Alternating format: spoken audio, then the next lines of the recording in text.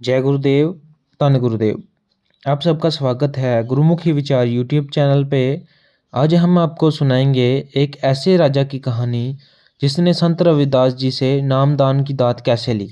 राजस्थान के नागौर शहर में एक राजपूत राजा रहता था जिसका नाम पीपा ठाकुर था।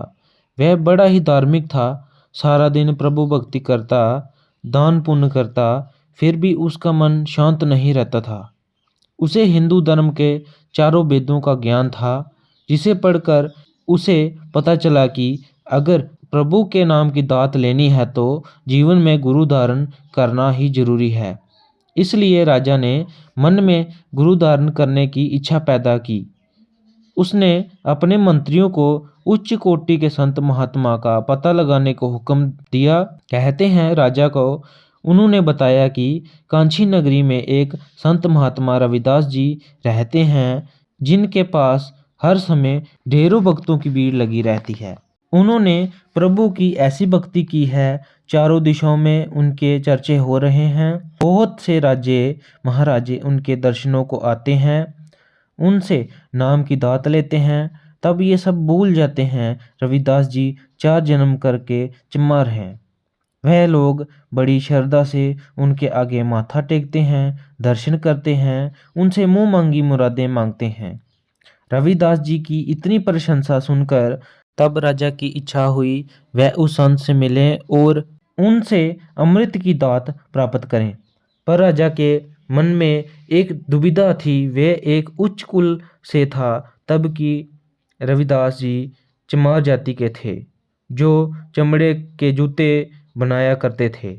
अगर प्रजा को पता चल गया या किसी विरोधी को पता लग गया तो वे सब क्या सोचेंगे कि एक राजा उच्च कुल का होने के बावजूद भी एक छोटी जात वाले और चमड़े वाले काम करने वाले के आगे अपना सिर झुकाया। ये सोचकर वो डर गया, सब मेरा मजाक बनाएंगे, मेरा विरोध किया जाएगा, लोग तरह तरह की बातें करेंगे। इसलिए राजा रविदास जी के पास जाने की हिम्मत नहीं जुटा पाया। कहते हैं बड़े दिन बीत गए, पर राजा के मन में नामदान लेने की तड़प बढ़ती गई। बेचैन रहने लगा। तब उसने फैसला किया कि वह हर हाल में संत रविदास जी के पास जाकर ही रहेगा। तो संतें उन्हें घेरे हुए बैठी थी। राजा ने रविदास जी के पास जाकर उनके चरण छुए, नमस्कार किया, फिर संगत के बीच जाकर राजा बैठ गया। अंतर्यामी रविदास महाराज जी ने राजा से पूछा, कहो राजन, यहाँ कैसे आना हुआ। राजा साधारण से व्यक्ति के वेश में आया था कि कोई उसे पहचान न ले, पर वह बड़ा हैरान हुआ जब रविदास जी ने उसे राजन कह के पुकारा। उसने गुरुजी से प्रार्थना की, मुझे प्रभु दर्शनों की प्यास है, आप मुझे भक्ति की दात बख्शें ताकि मैं भी उस मालिक के दर्शन कर सकूं। रविदास जी ने कहा, हे राजन, आपको प्रभु के दर्शन जरूर होंगे। राजन बोला, क्या मुझे प्रभु मिलाप की इच्छा अभी पूरी कर सकते हैं। गुरुजी ने कहा, हाँ, मैं तुम्हें इस समय मालिक के दर्शन करा सकता हूँ। कहते हैं रविदास जी के पास एक बड़ा पानी का बर्तन रखा था, जिसमें उन्होंने चमड़ा भिगोया हुआ था। चमड़े के रंग उतरने के कारण पानी लाल रंग का हो चुका था। रविदास जी ने उस बर्तन से पानी लेकर राजा की हथेली में डाल दिया और कहा, राजन, ये अमृत ग्रहण करो। इतना कहकर रविदास जी अपने जूते सीलने लगे। राजा ने अपनी हथेली में पानी तो ले लिया, पर उसे पीने में बहुत संकोच हुआ, क्योंकि उसी पानी में चमड़ा भिगोया हुआ था। राजा रविदास जी से छुपकर पानी से भरी हथेली मुंह तक तो ले आया, पर उसने पानी ग्रहण नहीं किया, बल्कि अपने कुर्ते पर ही गिरा दिया।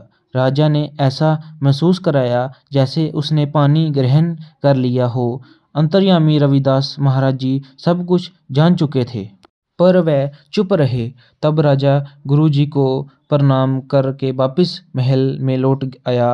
कहते हैं रानी ने राजा के मैले कुर्ते धोबी को धोने के लिए दे दिए और उसने आदेश दिया कि कुर्ते पर दाग लगे अच्छे से साफ करना, कोई दाग लगा ना रह जाए। कहते हैं तब धोबी ने अपने घर जाकर राजा के कुर्ते पर दाग उतारने की बड़ी कोशिश की, पर वह दाग चूं तू ही रहे।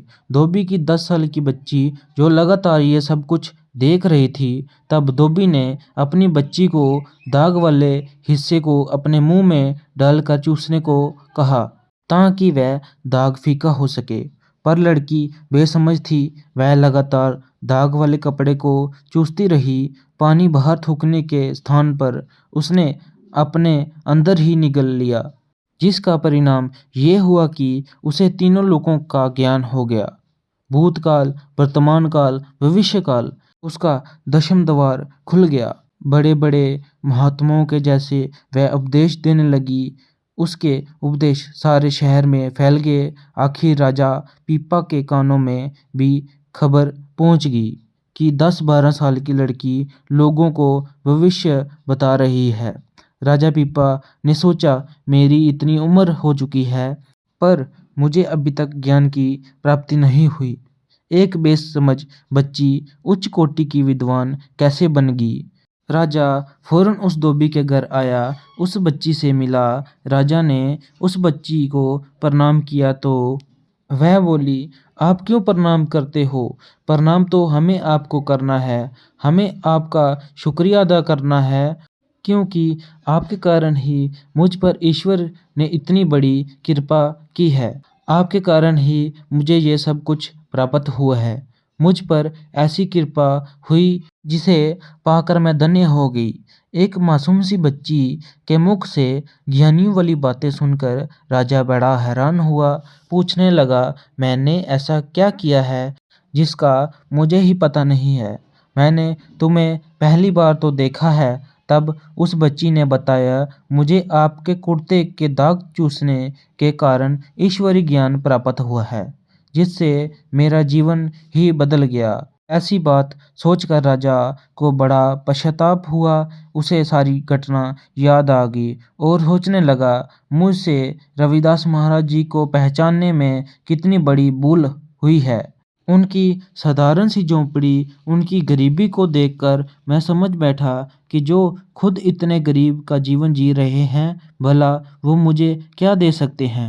राजा पीपा जैसे ही अपनी सोच से बाहर निकला, वैसे ही भागा भागा रविदास जी महाराज की झोंपड़ी में जा पहुंचा। उनके चरणों में अपने किए की भूल मांगने लगा और बोला, हे गुरुदेव जी, आपने जो अमृत मुझे पीने को दिया था, मैंने उसे पीने में बहुत संकोच किया और पीने के स्थान पर उसे अपने कुर्ते पर ही गिरा दिया। इस कारण वो अमृत मुझे प्राप्त नहीं हो सका। आप मुझे दोबारा अमृत नाम देने की कृपा करें। गुरुजी ने कहा, राजन, पहले मैंने तुझे अमृत नाम अपनी ईश्वरी कमाई से दिया था, ताकि तुझ पर शीघ्र कृपा हो जाए। पर अब मैं तेरी इच्छा अनुसार नाम की दात तो दे सकता हूँ, पर तू खुद अपनी मेहनत से ईश्वर की कमाई कर और उस कमाई को प्रगट कर। कहते हैं तब से राजा पीपा को मन में बैराग पैदा हो गया। फिर दिन भर प्रभु नाम में जुड़ गया। उसने राजपाट त्याग दिया। इस तरह भक्ति के साथ जुड़कर वह प्रभु के भक्त बन गए। आज उनकी लिखी बानी श्री गुरु ग्रंथ साहब जी में भी दर्ज है।